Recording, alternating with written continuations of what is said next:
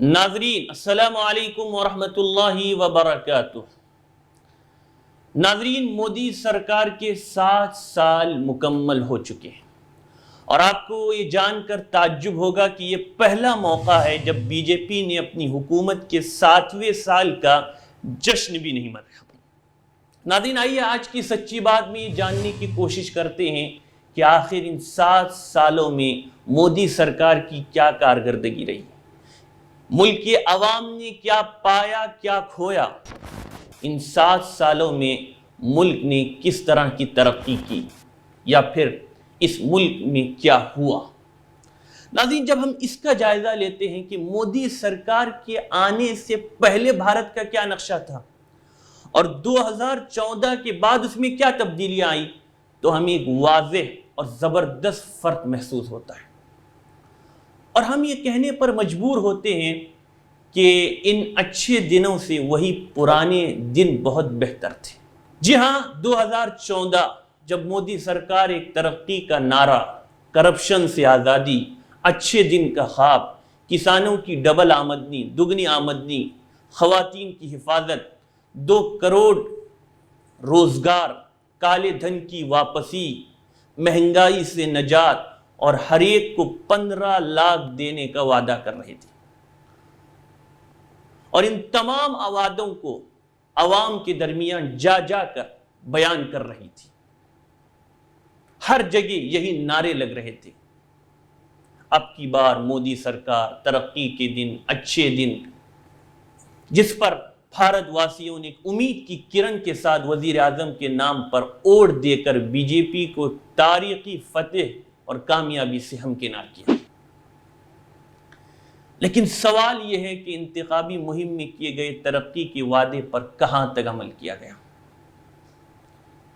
جبکہ 2014 سے پہلے کہ بھارت کو دیکھا جائے تو بھارت کو یونٹی ان ڈائیورسٹی، انیکتا میں ایکتا، سب سے بڑی جمہوریت، تیزی سے آگے بڑھتی معیشت، اظہار رائے کی آزادی اور فلاحی اسٹیٹ کے طور پر جانا جا رہا تھا۔ دنیا کے بیشتر ممالک کے ساتھ بھارت کا کاروبار ہو رہا تھا۔ چین، فرانس، انگلینڈ، امریکہ جیسے ممالک کو بھارت اس کی معیشت کو ٹکر دے رہا تھا۔ نوجوانوں کو لگنے لگا تھا کہ ملک ہندوستان خود دنیا کی بہت بڑی طاقت بن رہا ہے، اب ہمیں ہندوستان سے باہر جانے کی ضرورت نہیں۔ جو ہندوستان سے باہر جا چکے تھے وہ بھی واپس آ کر یہاں نئے پروجیکٹ شروع کر رہے تھے۔ لیکن ناظرین، آخر کیا ہوا؟ مزید ہم جب 2014 سے پہلے والے منظرنامے کی بات کریں تو جب ہم دیکھتے ہیں کہ ایک طرف بھارت ترقی کی طرف آگے بڑھ رہا تھا تو پھر یو پی اے سرکار کے ساتھ کیا ہوا؟ یو پی اے حکومت پر اس کے دوسرے ٹرم کا آخری 1.5 سال بھاری پڑا۔ جی ہاں، سی اے جی کی رپورٹ میں حکومت کو کمیوں کی طرف متوجہ کیا گیا۔ آر ٹی آئی قانون نے یو پی اے حکومت کے لیے مشکلات کھڑی کر دی۔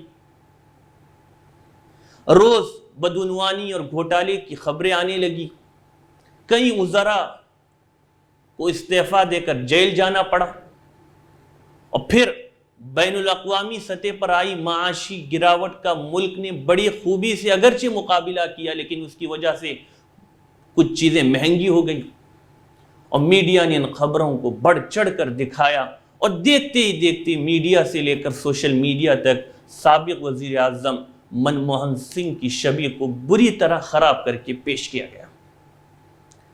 لیکن جب بی جے پی نے اکثریت کے ساتھ اپنی کامیابی درج کرائی تو ان وعدوں کا کیا ہوا؟ جہاں تک وعدوں کا سوال ہے تو ایسا معلوم ہو رہا ہے کہ یہ سب چناوی جملے بازیاں تھیں جس کا حقیقت سے کوئی تعلق نہیں تھا۔ بھاشن دینے کا ایک طریقہ ہے، ایک جملہ۔ کسانوں کو بڑے اچھے خواب دکھلائے گئے تھے، لیکن آج صورتحال یہ ہے کہ نہ تو کسانوں کی آمدنی دگنی ہوئی، نہ معیشت ڈبل، البتہ ملک کے غریب ڈبل ہو گئے۔ مڈل کلاس کی تعداد میں بھی 3 کروڑ کی کمی آئی ہے۔ ملک سے کرپشن ختم نہیں ہوا اور نہ کالا دھن واپس آیا، بلکہ کئی امیر اس کو لے کر ملک سے بھاگ گئے، فرار ہو گئے، اور ابھی تک ان کا پتہ بھی نہیں۔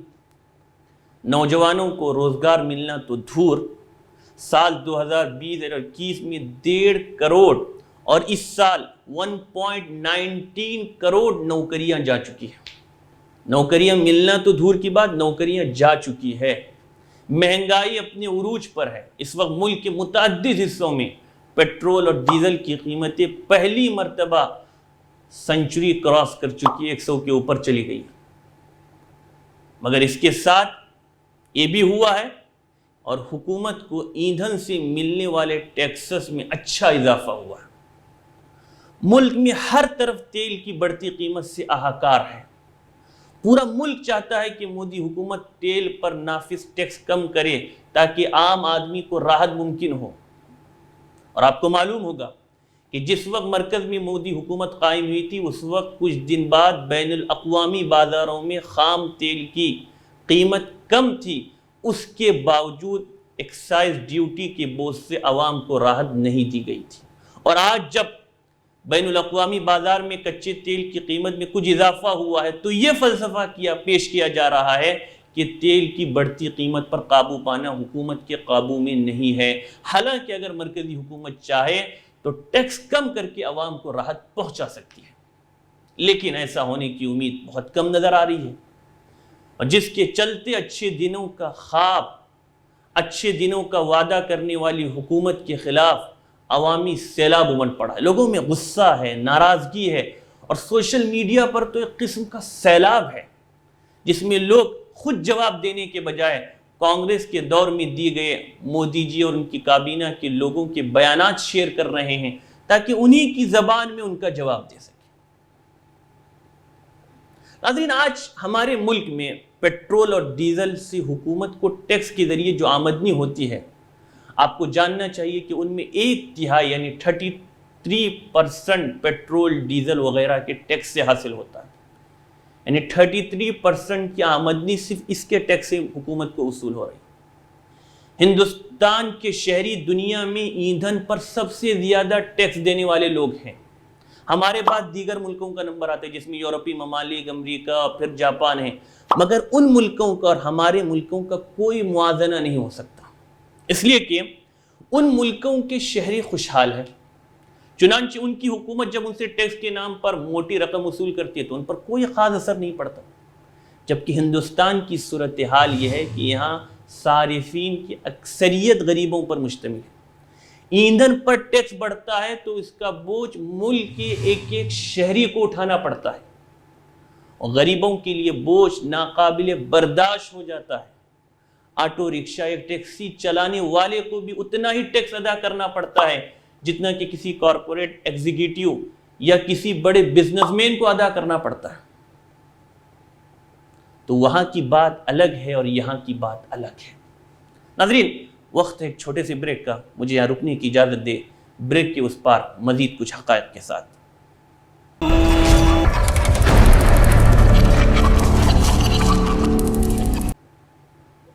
ناظرین، استقبال ہے سچی بات میں۔ ناظرین، پھر آگے بڑھتے ہیں تو نوٹ بندی اور جی ایس ٹی کے فیصلے نے تو ملک کی معیشت کی ایسی درگت بنائی کہ اب تک نہیں سمجھ سکی۔ اچانک اس کا فیصلہ لیا گیا، نہ حکومتی سطح کے کسی تجربہ کار شخص سے مشورہ لیا گیا اور نہ دوراندیشی کا مظاہرہ کیا گیا، بلکہ سینکڑوں لوگوں کی جانیں چلی گئی، اور نوٹ بندی کے بعد اس کو جائز ٹھہرانے کے لیے دسیوں دلیلیں دی گئی۔ کبھی اس کو دہشت گردی سے نجات کا ذریعہ بتایا گیا، کبھی رشوت پر روک، تو کبھی کیش لیس معیشت کی دہائی دی گئی، اور کبھی بہتر نظام حکمرانی کی حکمت سے تعبیر کیا گیا۔ تاہم اس جیسی جتنی بھی باتیں تھیں سب نوٹ بندی کے ساتھ ساتھ سب فلاپ شو ثابت ہوئی، اور جی ایس ٹی کی مار نے تو غریب و متوسط عوام کو بری طرح متاثر کر دیا۔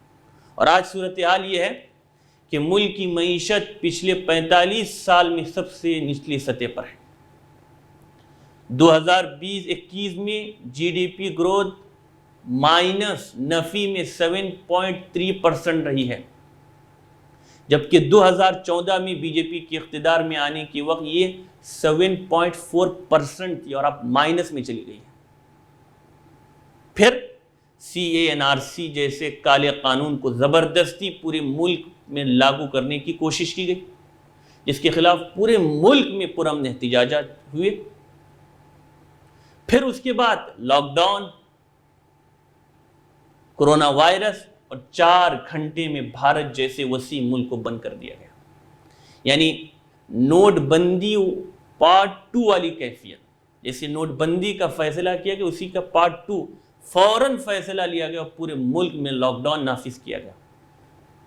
بیماری سے بچنے کے لیے مان لیا کہ یہ قدم ضروری تھا، لیکن بغیر سوچے سمجھے، بغیر کسی منصوبہ بندی کے لاک ڈاؤن کو چند گھنٹوں میں نافذ کرنا، آخر آدمی جائے تو کہاں جائے، کھائے تو کیا کھائے؟ اور یہی وجہ ہے کہ لاکھوں مزدور سڑکوں پر اتر آئے، سڑکوں پر نکل پڑے، اور سینکڑوں مزدور اس درمیان اپنی جانوں سے ہاتھ دھو بیٹھے۔ جس بیماری سے بچنے کے لیے لاک ڈاؤن کیا گیا، پورے ملک میں وہ بیماری پھیل گئی۔ لیکن اسی بحران کے دوران پارلیمنٹ میں زرعی بل لا کر مالداروں کے لیے زراعت میں راستہ صاف کرنے کا ایک خوفناک منصوبہ تیار کیا گیا، جس کے خلاف کسانوں کو احتجاج کرتے ہوئے 6 مہینے سے زیادہ کا وقت ہو چکا ہے، لیکن اس پر ابھی تک کوئی ان کی بات کو نہیں سنا گیا۔ اور پھر جو کچھ کسر رہ گئی تھی، کرونا کی دوسری لہر اور لاک ڈاؤن نے اس کسر کو بھی پورا کر دیا۔ غریبوں، بے سہاروں، کمزوروں اور مزدوروں کی کمر ٹوٹ گئی ہے۔ کتنے لاتعداد خاندان اور کنبے ایسے ہیں جو دن بھر خون پسینہ بہاتے ہیں تو شام کو اجرت ملتی ہے، جس سے گھر کے چولہے میں آگ جلتی ہے اور ہانڈی چڑھتی ہے۔ آج وہ بیکاری و بے روزگاری کی حالت میں ہاتھ پر ہاتھ دھرے بیٹھے ہیں۔ آج کی صورتحال ایسی ہے کہ بیماری کی حالت میں آکسیجن کی تلاش میں کئی لوگوں نے، سینکڑوں لوگوں نے موت کو گلے لگا لیا۔ یہی وجہ ہے کہ آج غریب مزدور آنکھوں سے آنسو بہاتے ہوئے، اپنے اور بچوں کے پیٹ کی بھوک کا واسطہ دیتے ہوئے، اپنی غریبی کی دعائی دیتے ہوئے، بھررائی ہوئی آواز میں زبان سے یہی کہہ رہے ہیں کہ آخر لاک ڈاؤن سے کب نجات ملے گی اور چین سے 2 وقت کی روٹی کب میسر ہوگی۔ کاش کوئی ہمارے دکھ درد کو سمجھتے ہوئے ہمارے سوالوں کا اطمینان بخش جواب دیتا، تو ہم بھی اپنے بوڑھے ماں باپ اور بچوں کو تسلی بخش جواب دیتے۔ ناظرین، کیا بتایا جائے، یہ تھی 7 سال کی کچھ مختصر جھلکیاں، جس کو میں نے مختصراً مضمون کے بجائے صرف اس کے عنوان کے طور پر آپ کے روبرو پیش کرنے کی کوشش کی ہے۔ لیکن غور کرنے کی بات یہ ہے کہ چند برسوں میں ہم یہاں تک کیسے پہنچ گئے، ہمیں بھکتی کی لت کیسے لگ گئی، ہم نے اپنا راستہ کیسے بدل دیا، کیا ہمیں گمراہ کیا گیا یا پھر جان بوجھ کر ترقی کا راستہ چھوڑ کر جھوٹ، نفرت اور گھٹیا سوچ کے راستے پر ہمیں چلایا گیا۔ اور بار بار رہ کر علامہ اقبال کا وہ شعر یاد آتا ہے کہ گنوا دی ہم نے جو اسلاف سے میراث پائی تھی، گنوا دی ہم نے جو اسلاف سے میراث پائی تھی، ثریا سے زمیں پر آسمان نے ہم کو دے مارا۔ اب دیکھنا یہ ہے کہ ان سب کو جاننے کے بعد بھی ہمارے اندر کتنا شعور بیدار ہوتا ہے، اور ہم تمام مظلوموں کو ساتھ لے کر کس قدر منظم حکمت عملی کو تیار کرنے میں کامیاب ہو جاتے ہیں، اور اس ملک کو پھر سے ایک نئے روشن مستقبل کی طرف لے جانے میں کامیاب ہوتے ہیں۔ ناظرین، وقت ہو چلا ہے، اجازت دیں۔ السلام علیکم ورحمۃ اللہ وبرکاتہ۔